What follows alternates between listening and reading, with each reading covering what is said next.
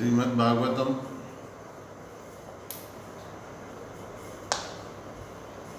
भागवतम दसम स्कंद अध्याय 34 नंद महाराज की रक्षा तथा शंखचूड़ का वध। श्री सुखदेव गोस्वामी ने कहा, एक दिन भगवान शिव की पूजा हेतु यात्रा करने के उत्सुक वाले बैलगाड़ियों द्वारा अंबिका बन गए।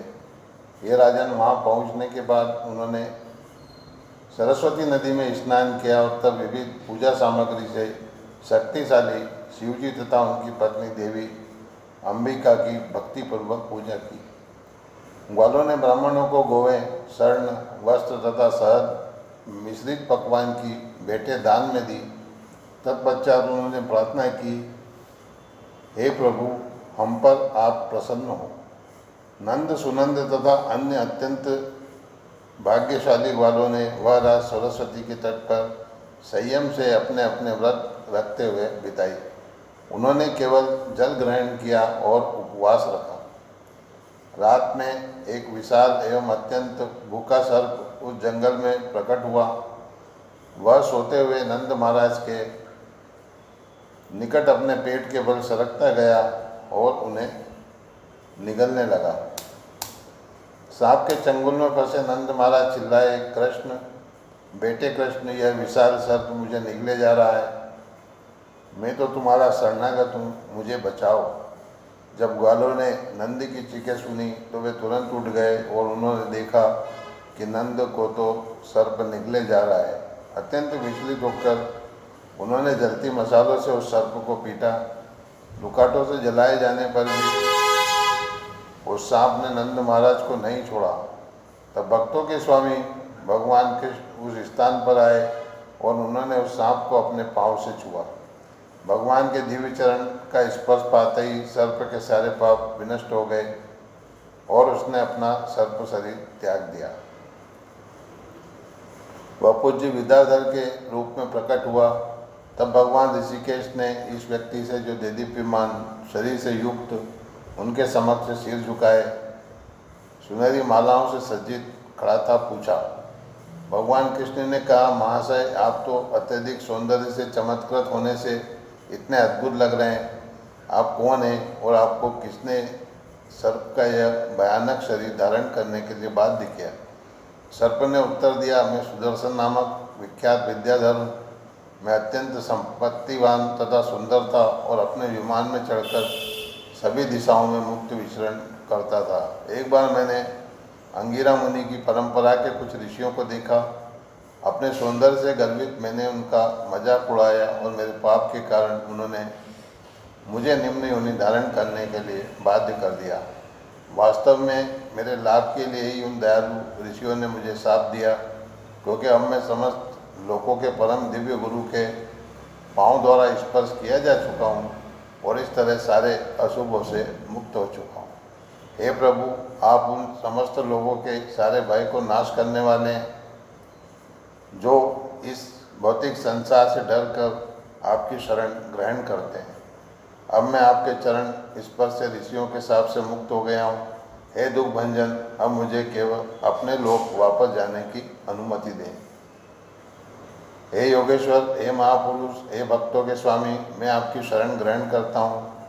हे परमेश्वर, हे ब्रह्मांड के ईश्वरों के ईश्वर, आप जैसा चाहें वैसी मुझे आज्ञा दें।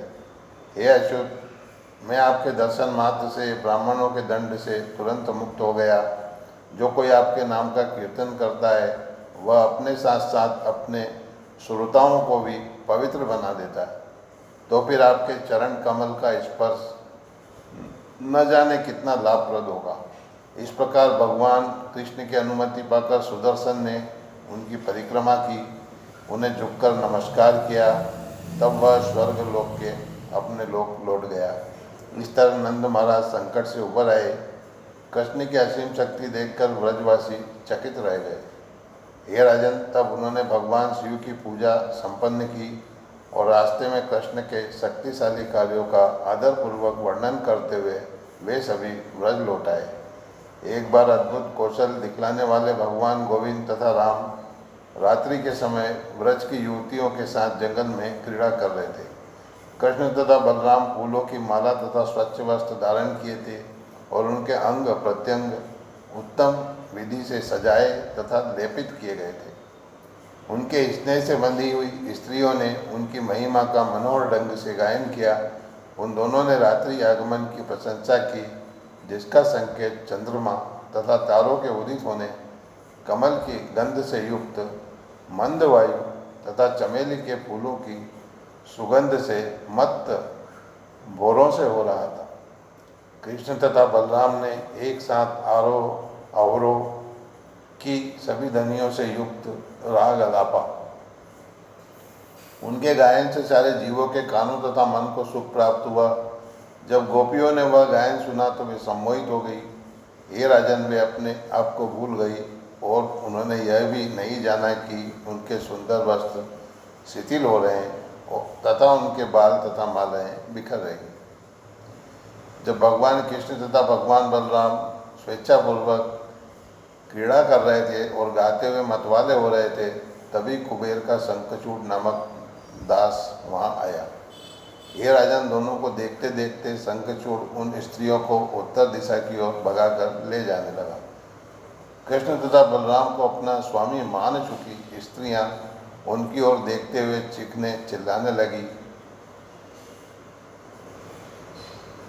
अपने भक्तों को कृष्ण राम कहकर चिल्लाते हुए सुनकर तथा यह देखकर कि वे चोर द्वारा गौओं की तरह चुराई जा रही है, कृष्ण तथा बलराम उस असुर के पीछे दौड़ने लगे।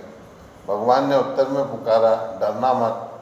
तत्पश्चात उन्होंने हाथ में साल वृक्ष के लट्ठे उठा लिए और उस अधमतम गुह्यक का तेजी से पीछा करने लगे, जो तेजी से भाग रहा था।